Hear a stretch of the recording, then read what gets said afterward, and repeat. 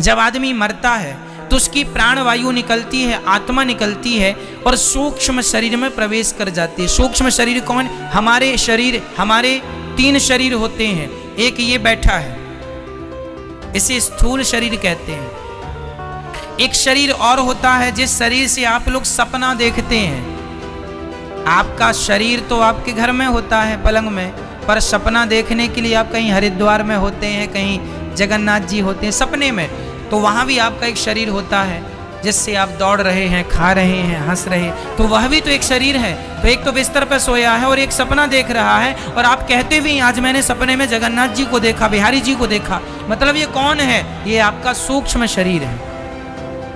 एक शरीर और है कारण शरीर। ये कारण शरीर जिस कारण से हमें मनुष्य का शरीर मिलता है, बंदर का, भालू का, जिस कारण से मिलता है उसको कारण शरीर कहते हैं। कारण शरीर का तो कोई बहुत बड़ा अस्तित्व नहीं है, वो उस कारण से तो मनुष्य मिल गया, वो कारण शरीर का काम खत्म।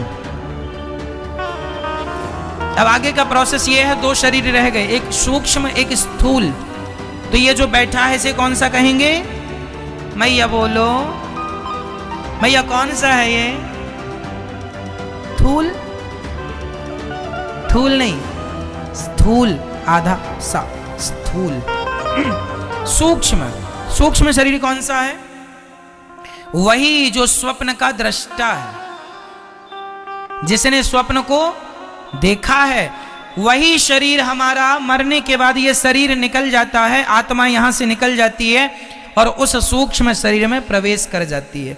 और वही सूक्ष्म शरीर यहां से यमदूत उसे पकड़ कर ले जाते हैं और वहां ले जाकर यमराज जी के सामने हाजिरी लगाते हैं। यमराज वहां पर वेटिंग रूम में तुम्हें बिठाते हैं 13 दिन के लिए, जब तक तुम्हारी 13वीं ना हो जाए। 13वीं का इंतजार यमराज जी वहां पर करते हैं। क्यों?